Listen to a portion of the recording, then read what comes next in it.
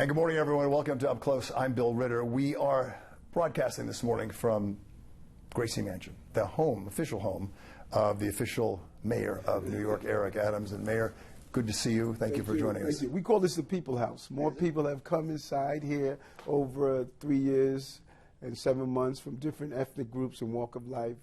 Just an empowering place. And do you like it here? Love it, love it. And you want to live some more here? You know, I can give or take. I got this Bloomberg mindset. You know, I love my little brownstone and Bedford-Stuyvesant also. There you go. Yeah, because I don't think Bloomberg has a little brownstone. I don't think so, anyway. Let's get right to it. You know, I want to talk about the unusual election of mayor. The most unusual in modern Didn't I say that over and over again? Yeah. I kept saying this was going to be the most unusual race that we could have imagined. And it is. With all due respect, the candidates include a mayor who's been indicted, a former governor who resigned, and a 33-year-old who has never been in charge of a large entity. Yes. Did you think you would ever be in this situation? I knew it was going to be unusual, and I knew 6 months ago before the primary that Mamdani was going to win, and we put our entire plan to meet him in a general election. And sort of Andrew sort of complicated that in his normal way of doing things. Yes. Well, let's talk about that, because this week a big twist is all this. Mr. Cuomo saying he is staying in the race, but he pledged he would drop out in September if the polls show he were in third place and you were in second to the front runner, Zoran Mamdani. So you said you would not go with that pledge. Why not? Because think about the polls. The polls had him 40 points up. 40 points. Day before election, his team put out a poll that had him 10 points up. Newsflash, he lost by 13 points. And I saw what polls did in my race. I was 13 points behind Andrew Yang. And I am the mayor, not Andrew Yang. And so what we must do, this is an unusual race where you're going to see not only likely voters come out, you're going to see those who are traditionally considered unlikely voters, and you're going to see new voters. So everyone talks about the energy that's behind the Democratic primary winner. People are ignoring the energy that's coming for those who are saying we can't go backwards on what this mayor has done as the mayor. Okay. Mr. Cuomo says Mr. Mamdani, despite his huge popularity, is dangerous to New York City. Do you feel the same way about him? Well, I think that what he's presenting in his policies are hurtful to and harmful to what we are trying to continue to accomplish in the city. But let's talk about another person who's harmful. Who did bail reform? Andrew. Who did raise the age that is having younger and younger victims and young people using guns? Andrew. Who did the cannabis law that had to close 1,400 shops? Andrew. Who lost 15,000 of our elders in nursing homes? Andrew. I could go down the list. So he shouldn't talk about the policies of the Democratic primary winner. We need to look at the policies that he put in. I had to fix his mess, and we don't need him to use New York City as a consolation. So are you running against him, or are you running against the front runner? I'm running against everyone that is in the race. Everyone that's in the race, I'm running against. But I want to make sure New Yorkers know the success that we have accomplished. Okay, so if you feel that way, yes, I'm just looking at what you just said. If you feel that way and you were in third place, which you appear to be in the polls, why not step aside in 2 months if you thought that would prevent the front runner from winning? Well, I'm not only trying to save the city from the policies of the Democratic primary winner. I want to save it from him. You know, I think people are missing. We can't have revisionist history. Andrew policies harmed our city, and the policies that the primary winner wants to introduce will harm our city. So one is running from their record. The other has no record. I'm the only one in the race that has a record. You can actually look and see what I did for the last 3 years and 7 months. Well, with all due respect, the former governor does have something of a background, right? And he's been in office lots. And he has, but what has he done while he was in office? He said today that he wants to take over the MTA. You were in charge of the MTA as a governor. You know, he talks about public safety, what he wants to do. He was the one that put the bail reform in place. Let's talk about Zoran Mamdani. Yes. Have you talked to him? Do you have any relationship with him? We had dinner here with his dad when he was the assemblyman. I think it was the second year I had in office. He came up with a proposal about free buses. I told him I would support you on the pilot project. He refused to vote on the bill to allow it to move forward. And if you want to do something like free buses, that's a $3 billion price tag. You get it, as he states, raising taxes on the 1% high income owners. Mayors don't have that authority. You know who do? Assemblyman. Assemblyman, right? He's the one who had it, but he hasn't talked about that much. Let me talk to you about what my take is on you and how you might be looking at him, because I've listened to him talk and I've seen him on the stump. His campaign touched a powerful, as you know, a powerful seed among a lot of New Yorkers, especially young people. I've known you for a long time, Mr. Mayor. Much of what he believes at his core is not, in so many ways, very far-fetched from the things you've espoused over a period of years. And we're talking about fairness and justice and leveling the playing field and equal opportunities for New Yorkers. Does that sound familiar when you listen to him talk? Well, I'm sure he listened to me throughout the years. He knew I was a mayor, so he said, let me study what this mayor has been talking about for almost 40 years. And if he's going to come against me, he's going to create talking points that really approach the fairness, the equity. This is what I pursued all my life. But here's the difference. Nothing is more harmful than promising something to people that you can't deliver. I delivered. $30 billion. Talk about affordability, $30 billion back in the pockets of working class people. I'm paying off medical debt for low income New Yorkers. There's no income tax anymore for low income New Yorkers. Reducing the cost of child care, increasing earned income tax credit, reduce Metro cards for low income New Yorkers, increasing unemployment, decreasing unemployment in our city. So I talked about the vision and the dream and I executed. But you've been in office 3.5 years. Yes. The playing field, by any measure, is still not level. You had the chance in those 3.5 years to do a lot more than that. Well, I have to push back and challenge that. You know, we are creatures of the state. Andrew and the primary winner, Mamdani, were in the state. They could have done more around the affordable housing. We broke records with what we could do. Year 1, year 2, and 3, we built more affordable housing in individual years in the history of the city. We're going to have more affordable housing built, shovel in the ground, than 12 years of Bloomberg, 8 years of de Blasio combined. And I did it in 3.5 years. That's a priority of you? Yes, it is. And how big a priority? It's huge because it's important. The reason people are engaged in other conversations about the needs of the city is because they're safer. They're back out in their parks. They're going to their nightlife establishments. Their families are safer. When you know, Maslow's hierarchy of needs always talks about, you know, that basic principle of being safe. Now you can start reflecting on your life. The economy is what many people are worried about. Yes. They still remain that. It's what drove the presidential election, as we know. Our researchers show that the average rent in New York City went up 37%, including inflation, in the 4 years ending just last month. And by the way, it's still 16% adjusted for inflation. People say and worry about this city is too expensive for most people to live in. You know that. Why couldn't you manage this with more strength than actually happened? Well, first let's look at what we have done. Our economy is the strongest it has ever been in the history of the city. We then push forward the most comprehensive housing reform because we have an inventory problem. This is basic supply and demand. When you have a small amount of inventory, prices go up. If we increase the inventory, that which we are doing, you're going to see prices level.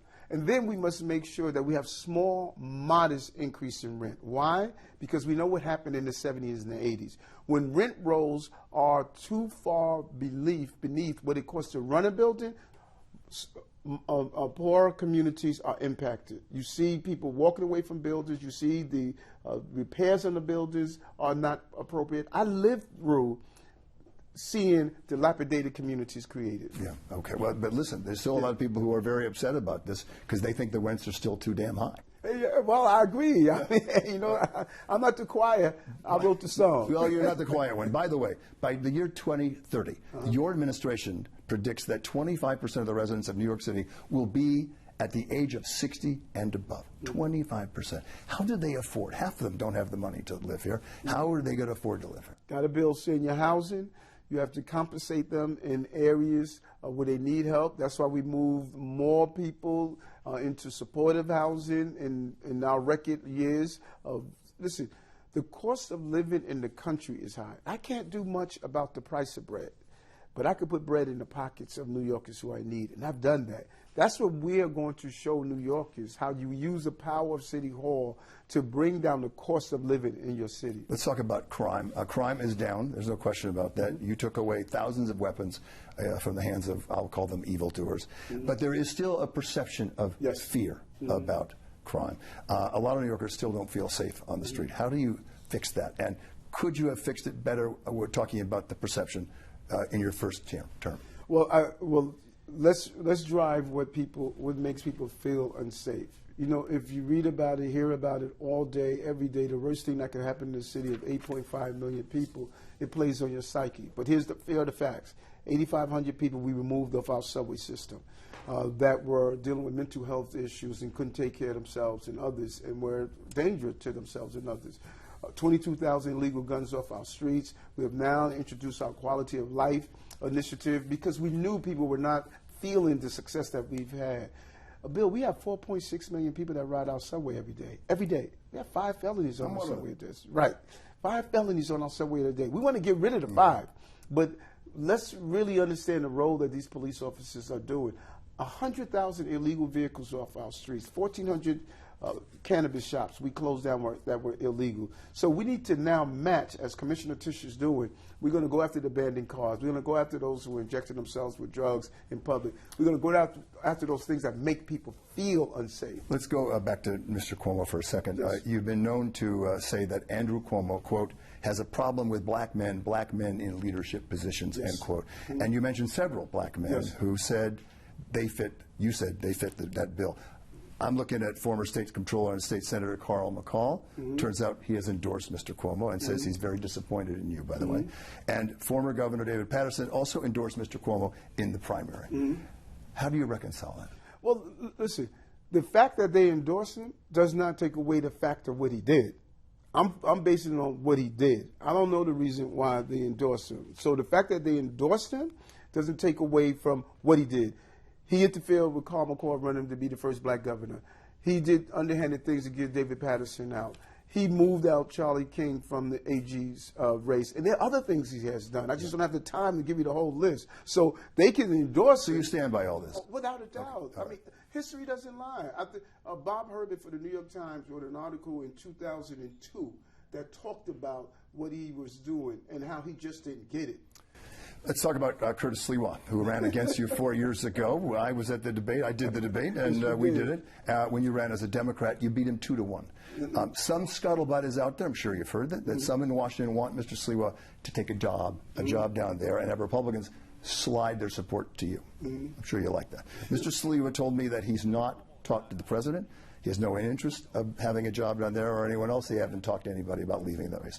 Have you talked to anyone about this, and what's your position on this? None at all. And Curtis lied and said I offered him to be the deputy mayor or something. It's a lie. I haven't communicated with Curtis and probably since the debate, other than walking past him, shaking his hand, hello, how are you, being courteous. But we have not sat down and communicated since the debate. Almost 4 years ago. Right. Okay.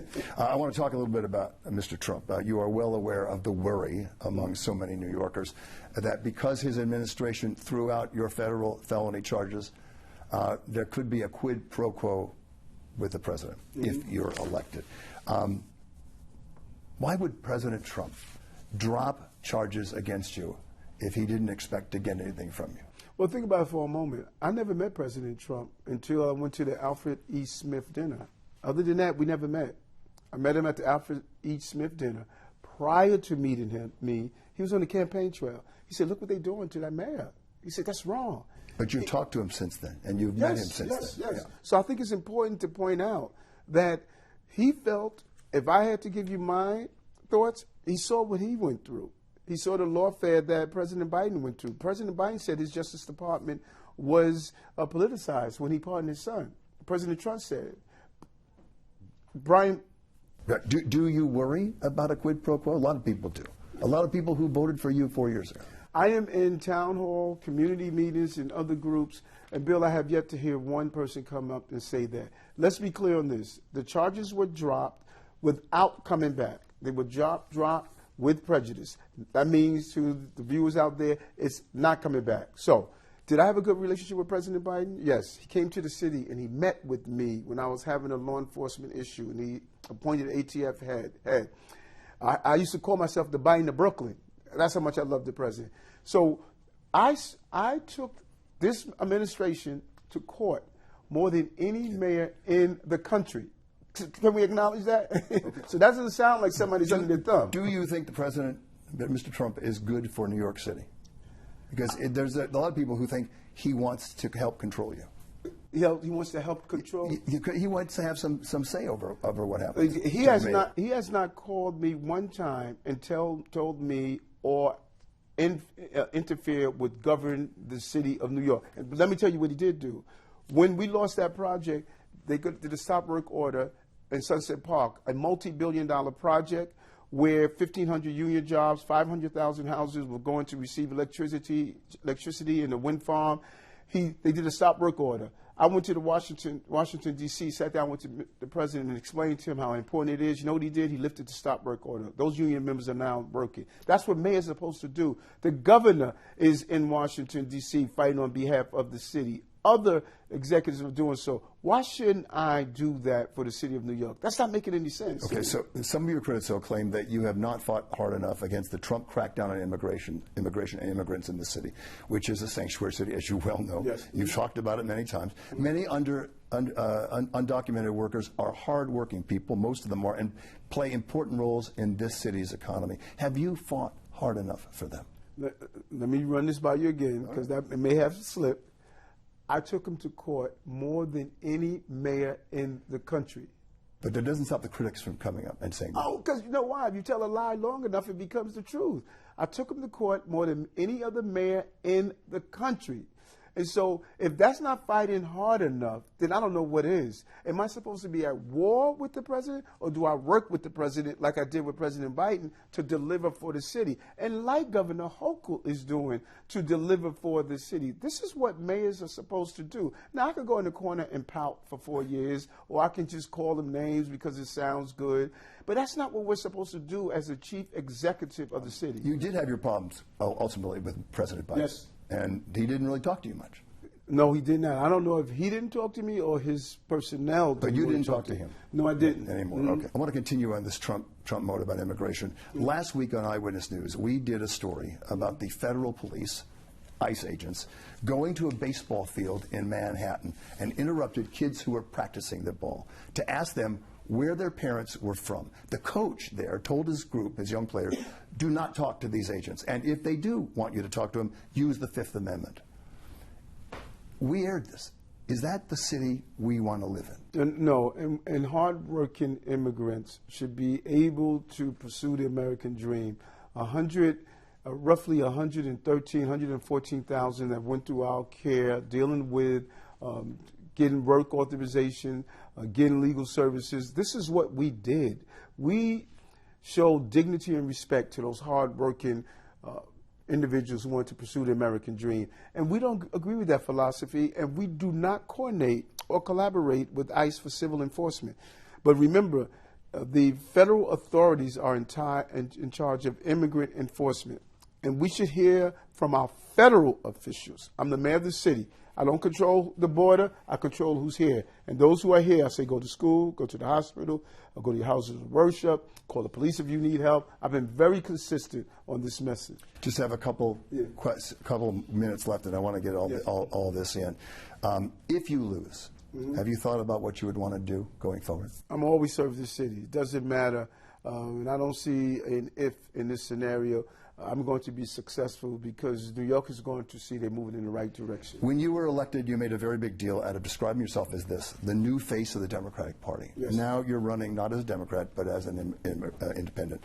Given all that's happened, when did you stop being that face and What do you exactly want to represent now? First, I want to be clear. I'm still a Democrat. The party allows you to run on your own line, like Mamdani is doing so, Yep. Cuomo's doing so, and others. But I'm still a Democrat. I still believe in democratic values. But although I'm true blue, I'm also true red, white, and blue. I believe in what this country stands for, and I have a 19-year-old uncle that died defending this country. Didn't agree on everything in Vietnam and what was happening, but he served. Just as I served as a police officer, my brother served as a police officer, I believe in the values of this country. Mr. Mayor, I appreciate the time, and good luck in the election, sir. Thank you. All right. Thank you, Eric.